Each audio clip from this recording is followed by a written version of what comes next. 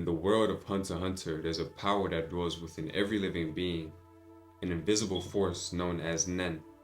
Now, to the untrained eye, it might seem like just some type of fantasy, some type of woo-woo stuff, but to the ones that understand the body, the mind, and the soul, you'll know that Nen is actually a real thing. Now you might be asking, how does Nen from Hunter x Hunter correlates in today's life? This is what scientists call the electricity in your body or your nervous system. The monks call it the divine breath. I like to call it your neural energy network.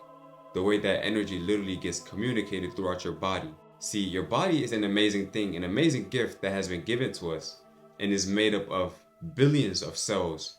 And those cells literally thrive and runs on electricity. And that electrical current that it makes literally help you move, think, feel, and literally just sense the world around you. Do you understand?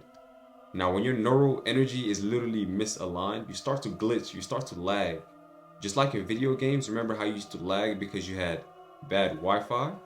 It's quite literally the same thing. Your signaling is so bad, your Wi-Fi is bad, so your system is not working properly. It's not working at its proper capacity. Do you understand? Now, I need to make a distinction between neural energy and caloric energy. Most people think of energy as just caloric energy, which is just your body's raw fuel, essentially. Do you understand? Basically, and it comes from the foods you eat, like your carbs, your proteins, your fats, essentially. Think of it as like the gas in your car. It powers your hardware. So if caloric energy powers your hardware, by proxy, your neural energy powers your software, right? And your software is basically just your nervous system. Now, the source of your neural energy, it doesn't come from the food you eat, but more so the electricity your body produces from every thought you have, every emotion you have, every movement you do. Like the fact that I'm actually speaking and moving, electricity is being produced in my body as I'm speaking right now. Do you understand? I know it's a crazy feature we have as humans, which is why I like really emphasize on actually really just learning about this human body, this human brain, because every brain is different. Every brain functions differently. Do you understand? Now, the more you understand your brain, the more you can actually utilize this to its proper capacity. Do you understand? Now, caloric energy is just your body's raw fuel, but neural energy is what actually directs and coordinates that fuel efficiently. So when your network is calm and resonant, your body literally directs that fuel efficiently and absorbs and uses that fuel efficiently. But when your network is stressed or scattered, even with enough calories, even with a lot of calories, you'll always feel drained because your network is misaligned. Do you understand? When the software, the root is misaligned, do you know what I mean? The hardware won't really have a use. It's not really gonna function to its proper capacity. Do you understand? This is why it's so important to actually eat when you're in a calm, present, grateful state rather than scattered or stressful state, because your body literally won't absorb that food. It won't use it properly. Do you understand? It'll basically just be like junk food essentially. But when you're calm, present, really actually being grateful with the food, did you know that the way you actually perceive and feel about your food dictates the way your body actually absorb it? Do you understand? So being in a calm, present state is very important when actually eating your food, appreciating the food, being grateful of the food. And you know what? The food actually tastes better and you feel more fuller when you actually do that. Every culture or religion describes this life energy differently. You have Qi in Chinese philosophy, the Ruh in Islam, Prana in Hindu philosophy. It's basically the current that radiates all life. Is literally just the same current that radiates all life, essentially. However, in present time, only a few are able to use, direct, and feel this energy. So then they're seen as geniuses, superhumans, crazy athletes, leaders, psychics, mystics, monks. You get the idea. Now, how does this ability to feel this energy correlates in today's life? This is what we call interoception. Basically, it means your awareness of your internal signals like your heartbeat, your breathing, your internal muscle toning like your diaphragm. Basically just having a sense of your inner world, your inner energy. Do you understand? Now, learning to control and sense this energy is what you might call Nen mastery or nervous system mastery. You're literally so fluid within your nervous system, you know how to control it in any situation. Do you understand? Now, when this energy flows freely, you feel very creative, very free, very alive. Life feels very much vivid. Do you understand? You're achieving your goals, wouldn't say easily, but you're flowing essentially. But when this energy is blocked, you feel heavy. Your energy feels static, like you're not moving nowhere. Do you understand? You might be doing all the actions you need, but it's like your soul is carrying a bag of rocks that you didn't even intend to carry. Do you understand? Now, in Hunter x Hunter, one of the principles of Nen is called Zetsu. And Zetsu basically means closing off your aura to the world, retracting all your energy and putting it back inside you. Think of it as like going invisible to the world. Now, in today's world, this translates to as shutting off the mental chatter inside your head, shutting off the mental noise, and fully and completely releasing all the tension from your body and your mind. Scientifically, this aligns perfectly with your parasympathetic side of your nervous system, which is associated with deep recovery, regeneration, and basically your rest and digest system. Now, when you start to breathe fully and slowly, you understand your brainwave starts to go from beta, which is scattered, up to alpha, and up to theta, which is also associated with recovery, regeneration, and also creativity. Do you understand? Your body literally starts to repair itself by itself when you enter that Zetsu state. Now, spiritually, this is what they might call ego death or the observer, or in Eastern philosophy, they might call this Mushin, which means the no mind. Shout out Miyamoto Musashi. If you know, you know. You might be saying, yo, senpai, how the hell do you get to the Zetsu state? It sounds hella intriguing. I know. Relax. You're gonna get some. Now look, to get to the Zetsu state, all you have to do is deep belly breathe. Not just any kind of deep belly breathing though, but the one where you start from your spine. Now you think of breathing as just like breathing from your nose, but think of this one as pulling the energy and oxygen from your belly. You understand? So that by proxy, your belly should be bulging out, not your chest. Because most people breathe through their chest, and this is associated with anxiety.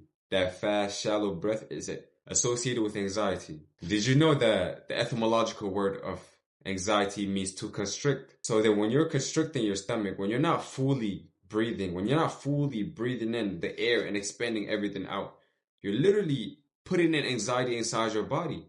And then you might ask, why do I feel anxious randomly? That's because you're not fully breathing. Now, how do you just get to this, right? Let me stop yapping and give you the sauce, right? Now, to deep belly breathe, you have to first keep your posture upright first, right? And when you're breathing, think of you pulling in the air from your spine up to your diaphragm. I'll just do it. It'll be much easier to show you, right? So do 4-second inhale, hold, exhale.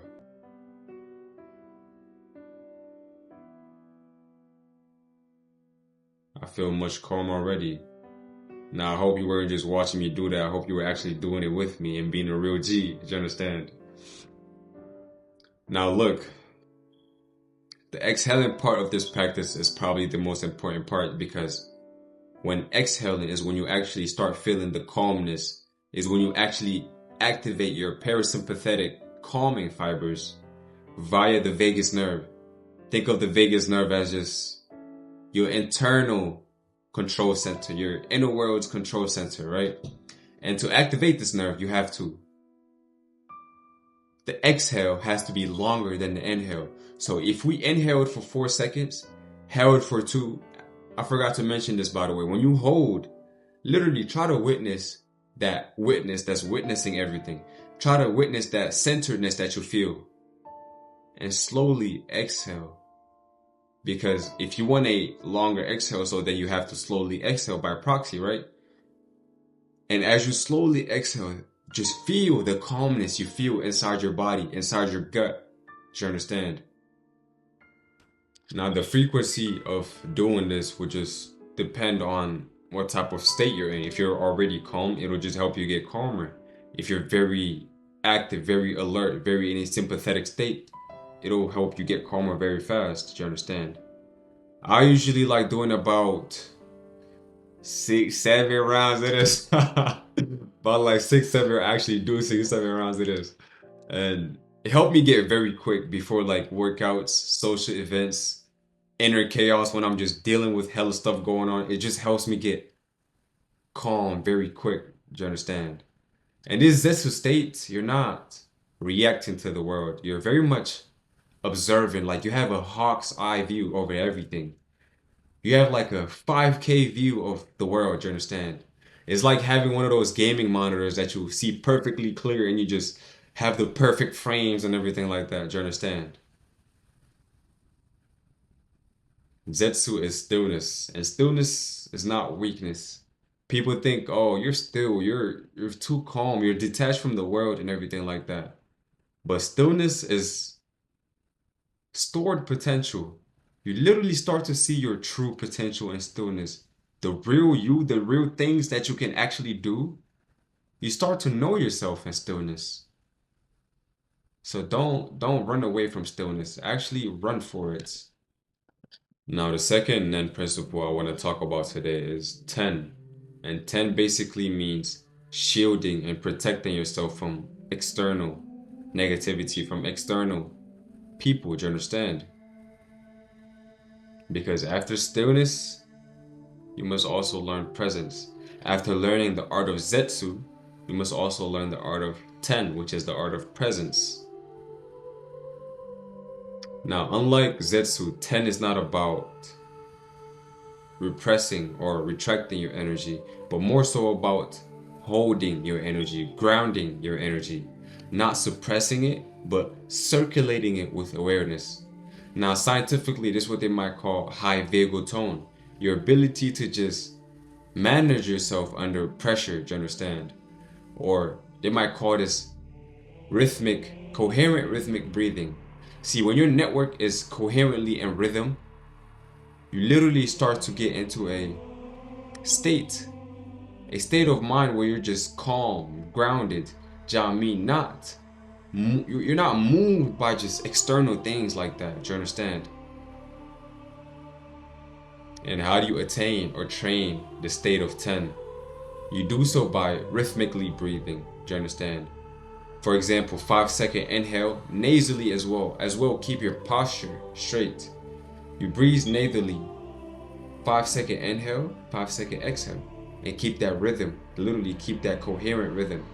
And the more and more you do this with awareness, the more repetition you get at it, the more grounded you feel. The more alert and calm you feel. The more shielded you feel from the world. You're just in your own protective little layer, you understand?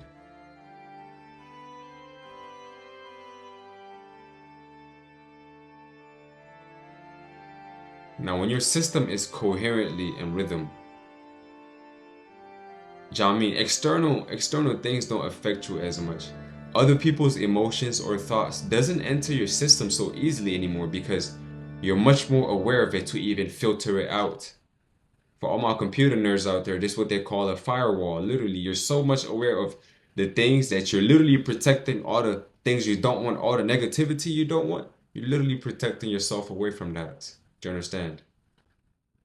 You can think of Ten as just a way of protecting your soul among the storm you walk. Do you understand? Whenever you're going out, you should always be in Ten to protect yourself because you never know what the world has in store for you. Now, the thing with most people nowadays, they literally just react. And the more you react to external energy, the more you are a slave to just external energy, the more drained you feel. And the more drained you feel, the more constantly just chasing that reactivity, that state of reactivity, rather than being grounded. And Ten is a way of helping you stay grounded within your own self, helping you connect back with your energy, helping you conserve and protect your energy. Do you understand? See, inside every human, there's two dormant forces within. Do you understand? Horses are just sleeping unless they're getting trained or getting worked. And what are these forces? These forces are the CEO version of you and the worker side of you. See, now, for a company to function properly, you need a good CEO and good workers, right? Now, inside of you, you have those same things. Do you understand? The CEO version of you sets the path, sets your vision, finds your purpose, finds your calling. Do you understand? And that worker version of you, literally, if it's a good worker, it executes that vision and precision with precision. Do you understand? It doesn't ask, why are we doing this? It doesn't ask, yo, what the hell are we doing? It just executes that plan. It just needs to know how. That's it. By being a good worker. Now, the more you drop into Zetsu, which is stillness, the more you drop into that Zetsu state, obviously it's not just, oh, one day Zetsu, no. The more, it's just a practice. It's a practice that you keep dropping into. The more and more you do that, the more that CEO version of you speaks to you, the more your vision, your path that you actually want starts speaking to you. And the more you drop into presence, the more you practice presence within everything that you do, it translates all aspects, it literally translates into all aspects of your life. So then that worker version of you becomes more efficient at the work he does. The CEO gives him the plan, boom, the worker execute that plan. And you have a sync of two forces that are coherently working together. And when you get into that sync, you get into a state called flow. Once you're in that flow, your life becomes a whole flow, and flow leads to mastery. The more you get into flow, the more you actually see the best of your capabilities, the best of your human potential, because flow is the peak of human experiences. So the more you get into flow, I'm yapping, but the more you get into flow, you literally start to get into mastery. Do you understand? So just all that to say, learn to master your own energy.